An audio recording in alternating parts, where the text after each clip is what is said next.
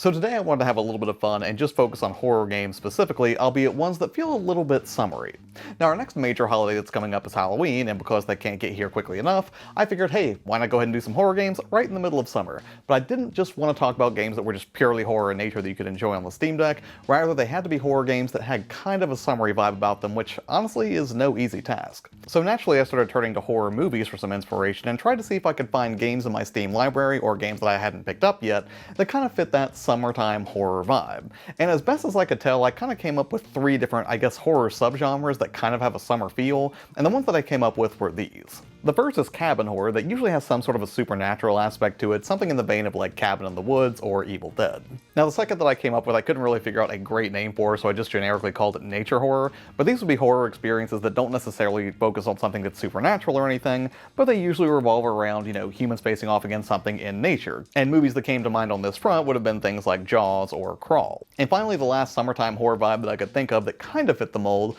would be what I call vacation horror, right? Usually this revolves around a group of young people in what looks to be a relaxing setting that gets turned on its head real quick, like Camp Crystal Lake for Friday the 13th, Caving in The Descent, or like the Stranger Things kids squaring off against whatever horrors the Upside Down can produce. And I realize this is a largely subjective video, but I just thought it would be a fun thing to explore, so here are some summertime horror games that I came up with that I either already had in my library or recently discovered, starting with one that might be a little bit too on the nose, Camp Sunshine. In Camp Sunshine, you'll be playing as a young man named Jez who's getting dropped off at summer camp. And here at Camp Sunshine, they have a Jolly Bear as their mascot, which you will soon come to fear as your first night of camp is rudely interrupted by a smorgasbord of 16-bit gore that litters the campgrounds. You can run, you can hide, and you have some limited items at your disposal to keep Jez alive and on the move as you try to piece together what's going on at the camp and ultimately survive the night. Now right out of the gate, it's hard not to make comparisons to Friday the 13th on NES, particularly if you open up the map screen, which has a similar circular layout that makes it easier to keep track of your position as you start collecting diary pages and working your way through the game's various puzzles,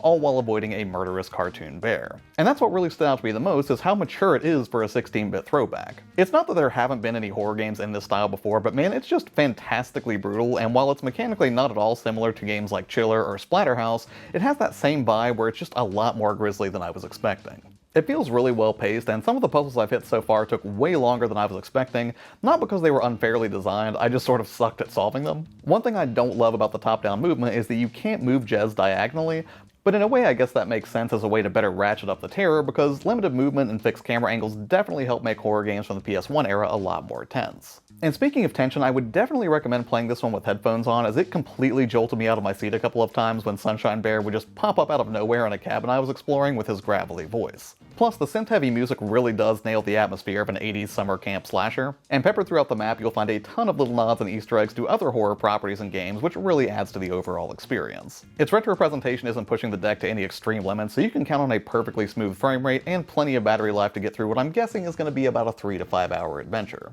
Now next up is a new game that I recently picked up after talking about it in the Games Coming Out in July video, and I've been completely intrigued by this title so far because it's just hitting all the right notes for me, and that is Homebody. Homebody follows Emily, a girl on her way to meet up with a group of friends at an Airbnb where they plan to catch up and watch a meteor shower unfold. But as is routine when you get a group of young people together on a holiday adventure, it doesn't take long for things to go way off the rails, and before you know it you'll have to work your way through the house's various puzzles, all while being pursued by a relentless killer as you try to make your escape. However, I should point out that there is a lot more going on here than what you're getting from me at the surface level. But I'm going to be a little vague here intentionally only because Homebody ended up being a much more layered horror experience than I was expecting, and to talk too deeply about the plot or the ensuing mechanics it puts in place would really rob you of some of the best parts of the experience. So you'll just have to forgive me if I don't go too in depth here. On the visuals front, it's incredibly unique as low poly horror experiences go, and it's a little hard to describe if I'm being honest. On the one hand, you can see in close-ups of the character models that it has like this dithering effect that you would have seen in PlayStation classics like the original Silent Hill,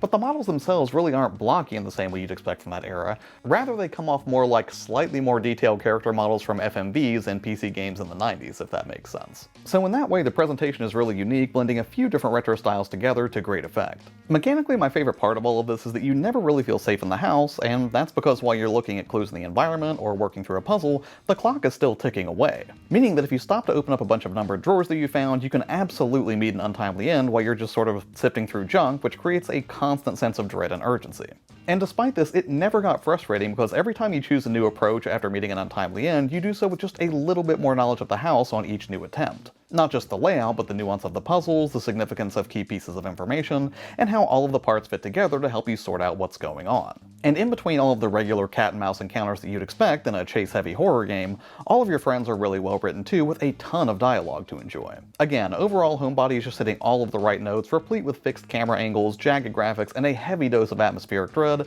while simultaneously tying them together in a refreshing new way. Deck performance is pretty much flawless as well, with a steady 60 FPS throughout my time with it so far, save for maybe the occasional drop into the high 50s, so this is a really good one to curl up with as long as you don't mind some very tricky puzzles to contend with, all while you're being stalked by some relentless killer. Next up is a fairly unorthodox horror title that is technically free, although I would recommend that you go for the paid version for reasons that I'll kind of get into here in a little bit, and it's definitely the brightest, most just unnatural selection for this list, and that would be Doki Doki Literature Club. Now, much like Homebody, I'm going to have to be a little bit vague here simply because I don't want to spoil anything for you, but I need you to trust me on at least 2 points. One, Doki Doki Literature Club is absolutely a harrowing tale, and there is very good reason for the, I think, 4 different warnings it gives you before you start the game about how disturbing and unnerving it is. And 2, I would highly recommend that you look up absolutely nothing about this game and just go in as blind as humanly possible, because you will have the best experience that way, I promise you. And with those 2 points out of the way, I will now go ahead and explain the basic premise of Doki Doki Literature Club, as well as how it performs on deck to a degree and not a whole lot beyond that. At its core, Doki Doki Literature Club is a sort of dating sim visual novel.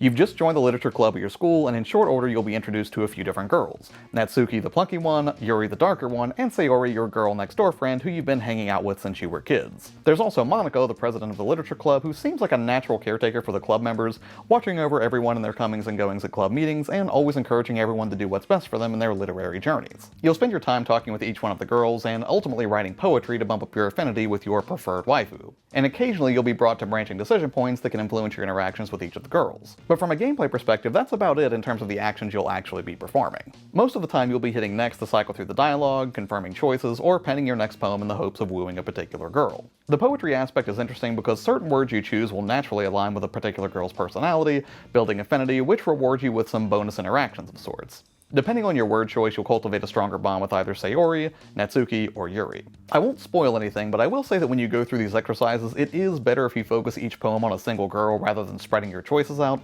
only because it seems like the more focused you are, the more content you get to see. Now, which member of the literature club you choose is a complete matter of preference. I personally went for Yuri just because she also enjoyed horror, not to mention Sayori was already established as my childhood friend, and I thought it was best to just kind of leave her relegated to that position. Plus, Natsuki could come off as overly aggressive, and Monica isn't really a romanceable option, she's, well, just Monica, I guess. All of this runs well on the deck, and while I didn't do this myself, you could probably drop the deck to 15 FPS mode if you wanted to, and that's because most of what you'll be seeing on screen is still imagery in that visual novel style, and it's probably one of the least taxing games you could possibly play on the Steam Deck. However, I should point out that while Doki Doki Literature Club is free, you may want to pay a little bit of dough for Doki Doki Literature Club Plus, which includes additional side stories, bonus art, and a visual upgrade for the artwork to 1080p. But the primary reason I would really recommend that you go for Doki Doki Literature Club Plus instead of the free version is for a technical reason that I can't really talk about that much without potentially spoiling something later in the game. All I can say is that there is a reason that Doki Doki Literature Club Plus